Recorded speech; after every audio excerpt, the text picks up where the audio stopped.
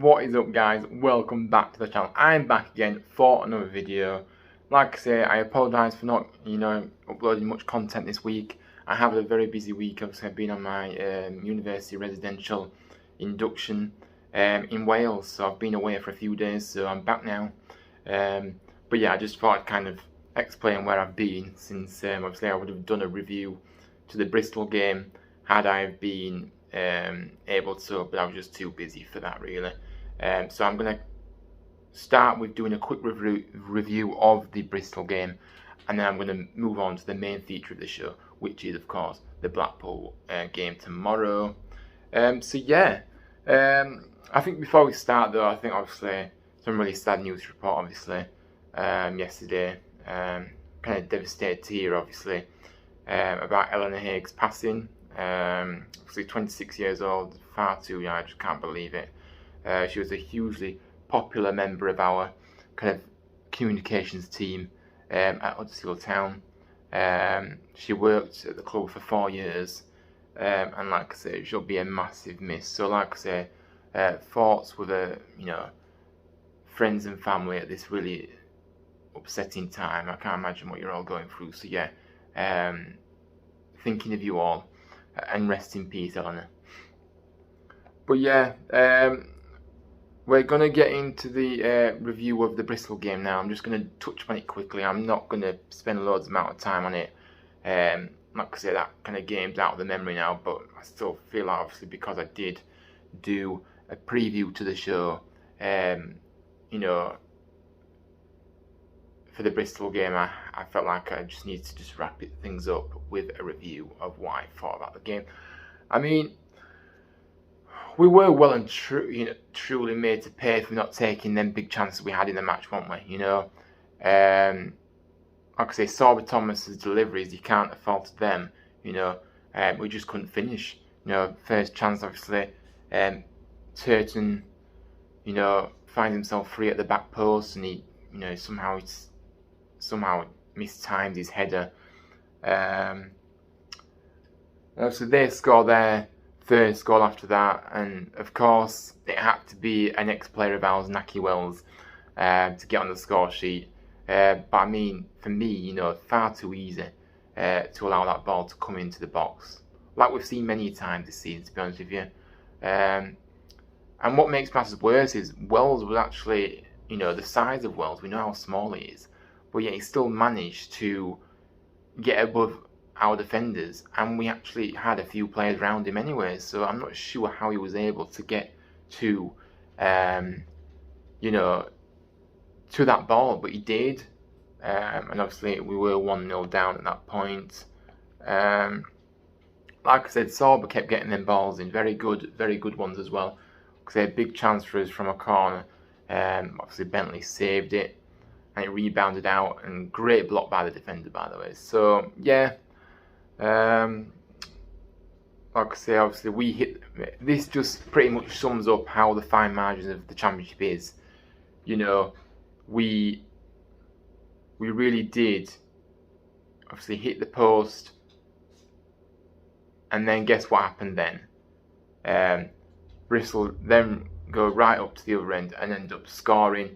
Like I said, there are fine margins in this one. Semenyo, of course, allowed to cut inside as well, by the way, far too easily, and get a shot away. Obviously, Nichols couldn't do anything about it. It was, rifled in the net, and it was 2-0. And like I said, Bristol got two, goals either half. I mean, yeah, it was really frustrating. It just ended in another frustrating result for us. 2-0, it finished, and yet another defeat, unfortunately. And we need to start getting points on the board here, because it's just going to get to a point where we're just continuing to play catch up to everybody. I know it's still early days, but we do need to be getting results, and quickly. We can't afford to be, not winning games. And it just signifies, obviously, the game tomorrow as well, of course, against Blackpool. It's even more massive now. So yeah, that's all I've got to say about the Bristol game, to be honest with you. So yeah, I'm going to start by doing my lineups. So yeah, I'm going to go Nichols in goal, Mbete, Helick, Lees in defence, Turton, Hogg, Redone, Nakayama. I'd like to see how Nakayama does instead of Ruffles at that position. Tino, Rhodes and Thomas to start for me. That is my selection. Now prediction wise, it's going to be a tough game this, but I think I'm more hopeful we'll be able to win rather than expecting to win, because you just never know what you're going to get with Town. But if we turn up, we are at home, we can win this game. But we just need to be more defensively sound at the back, which I think we will be. Which obviously with the new signings that we made yesterday, which I'll go into actually in a minute. I have got the bulletin to end the show here. But yeah, for predictions, I really do fancy us to win. I think I'm going to go 2-0. I'm going to go 2-0 to Town. I think we will be able to keep a clean sheet this time, and hopefully we get the 3 points obviously as well. So yeah, that is my score predictions. But yeah, the next part of the show is the bulletin news that we had on Thursday. I'm getting mixed up with days, as you can tell. Obviously the transfer window slammed shut, but we was very, very busy. It was a very busy deadline day for us, which obviously was definitely needed, but it was certainly pleasing as well to see these deals go through. Like I said, we're definitely lacking in numbers in the defensive side of things, in my opinion, and I think we're still short in that central midfield, department. But we have, you can't have it all. We have got some new defenders in, and obviously we've got a striker, which we'll get into in a minute. So yeah, first sign of the day obviously saw Simpson join the club. Obviously 20 years old, striker, obviously 6'1". So he's joined the club from League One side Ipswich Town for an undisclosed fee. Like I say, he's agreed a contract that runs until the 30th of June 2026. And obviously he'll take the number 27 shirt in the squad. Like I say, he's been part of their academy system at Ipswich. Obviously been out on loan at Swindon first half of the 21-22 season, did very well there. Obviously he scored 11 goals in 28 starts for the Robins to fire them into the League 2 playoff positions as a teammate of current Town loanee Kane Kessler-Hayden and B-team defender Romani Critchlow, of course. So he's already played with Kane Kessler. Like I say, his contract was running out at the end of the current season, so he chose to join Town to obviously continue his rise through the footballing world, of course. I'll go through all the signings we made, and then I'll give my thoughts at the end, just to let you all know. Obviously, the second signing of the day saw Luke Mbete come to the club. He joins from Manchester City on a season-long loan. I've mentioned him before in previous streams. So he's 18 years of age. He's a central defender. Like I said, we've got him for the full season. Obviously, he's naturally left-sided, so obviously, and he'll take the number 3 shirt as well, by the way. So yeah, like I say, he's an FA Youth Cup winner. He's really developed over the years and played. I think this signing reminds me of when we got Levi Colwell. It was a similar. He was 18 when he came in, and look at what he did. So hopefully this guy will be very, very good, and I think he will. And then obviously the final signing of the day, Michael Helick has come to the club. Like I say, it's a fantastic signing, this, by the way. A central defender from Barnsley. Signed a 3-year deal until 2025. Like I said, we have an option to extend to 2026 if we want to as well, so that is worth noting too. So he's been in England since 2020 when he joined Barnsley, of course. He actually got immediate success in South Yorkshire, obviously, with the defender scoring 5 goals in 45 games, as obviously Barnsley reached the playoff semi-finals in the Championship in the 2021 season. He also earned the club's Player of the Year award in that season too. Like I say, he's a full international as well, obviously for his country, Poland, which, you know, is no mean feat at all, really, is it? He's got 7 caps at the moment for them. And like I say, 6 of them have come in the World Cup qualifiers. Obviously, Helick as well will be looking to secure a place at the World Cup in Qatar later on in the year. Well, not later, in a few months or so, isn't it now? It'll come around quickly.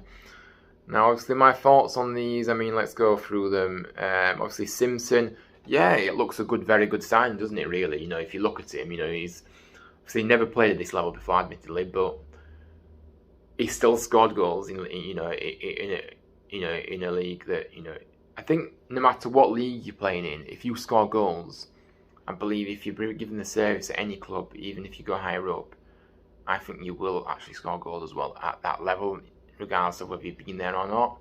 So it's a very positive sign. Obviously, though, downside is we won't get to see him for quite a substantial amount of time because he has actually come to the club, not injured, but he just, you know, he's just not, you know, it'll take him quite a while to get up to speed and you know, and sort out a few injury problems that may have, you know, not proper injuries, but, you know, they just need to work with him in, you know, obviously in the medical department, you know, just obviously.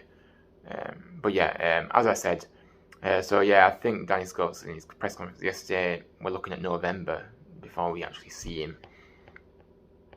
So yeah, that is, you know, we're going to have to wait and be patient with that one, but I'm sure he'll make a contribution this season. I'm really looking forward to seeing him. So I am happy to see somebody else come to the club in the attacking third. I mean, obviously we have got lots of options in the attacking third, but I just mean that, you know, it gives you that other option, doesn't it? You know, obviously he'll be full of energy. He'll have a lot of pace.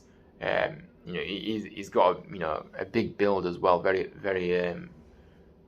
you know, very much on the weights in the gym, if you could say so. You can tell that. But yeah, I'm looking forward to seeing him come in when, obviously, we get to see him in a town shirt, which will be very soon, I'm sure. So yeah, watch this space for that one. Obviously, yeah, Luke and Betty. Now, obviously, I've kind of aired my views about this guy when he was linked with us first, and I think yeah, now we've got him, he's absolutely fantastic. I think that this guy will really add something into that defence that we've been missing this season so far, and I think that, you know, he'll be a similar sign to how Colwell panned out. I think you know, he'll play way above his years, and I think he'll have a lot of quality. So yeah, I'm really looking forward to seeing him play, and he is available straight away. So that is why I've put him straight into the team. Tomorrow, I think obviously he's had a few days with the team now, and he'll be ready to go, I'm sure. So yeah, hopefully Danny does pick him on tomorrow. Yeah, I'm getting mixed up with days. I told you this, guys. I really am getting mixed up with days today. I don't know what day. I'm just having a chill day now, and yeah, it's been a hectic few days, so that's probably why I'm still catching up with everything at the moment. So yeah, very impressive signing, like I say, in Betty, and like I say, it's brilliant to get someone of that calibre through the door, because I do believe he is very good. I've seen highlights of him, and he looks a very strong signing. So we'll see what happens there. And then obviously finally Michael Healey obviously joining the club. Yeah, I'm very impressed with this one. You know, this guy has got championship experience. He's played with Barnsley. You know, he's very, again, another tall, player. He's got the credentials to be a top player here at Town, and I think that, he has to go. That's why I picked him to go straight into the team, because I think that, he has got that experience of the league. Like I say, he's a very good player from what I've seen, and I think he'll only get stronger and better with us. So, yeah, well, again, we just have to see what happens. Again, we can't, but I'm very, very positive about all 3 signings made yesterday. I was very, very happy to see them all come through the door. So yeah, welcome to the club, Simpson, Mbete, and Helick. Welcome to the Terriers, and I can't wait to see you in action, hopefully tomorrow. Now, obviously, there were a few outgoings as well yesterday. So Danny Grant has joined Harrogate Town on loan for the season. I think it's a wise move for him. I don't know why he wasn't being selected by Town. I think that, definitely that Preston game, we all expected to see him in that game, but he just didn't. He wasn't selected. So if he's not going to play, he needs to play football. So if he's, send him out on loan. I don't know if this will be the last time we see him in a Town shirt, but hopefully not. But yeah, it is one of those things. But I hope it goes well for him at Harrogate. Like I say, I send him my best wishes on that move. But yeah, and then obviously Edmonds Green obviously has joined fellow Sky Bet Championship side Wigan Athletic on loan for the 2022-23 season, of course. He's 23, isn't he? Obviously moves west to join up with Richardson's side for the rest of the campaign. Obviously, there's a recall clause in that contract from January as well, which is worth noting, of course. That's part of the agreement. Like I said, I think going across to obviously Wigan, a championship club, alongside us, I think it's really beneficial for him. I think it'll really, further that kind of experience he needs in the league, and then maybe next season he'll be ready to come into our team. But certainly when I've seen him in stages, he has looked a bit, not so good at times, but he's shown glimpses of what he can do. So I think this move makes perfect sense for him and the club as well. So best of luck to Edmonds Green at Wigan. And then obviously the final bit of news is Josh Koroma has obviously left, joined Portsmouth in the Sky Bet League One on loan for the remainder of the season. Obviously he joined the club, didn't he, Koroma, from late 2019. He really went on to establish himself, obviously, in the first team and across the 2021 season, where obviously he scored 8 league goals despite a serious injury. So there's been significant change, hasn't there, to the squad since. Obviously, Koroma's opportunities to play has been very limited, and I can understand why he's moved. So I don't blame him really for that.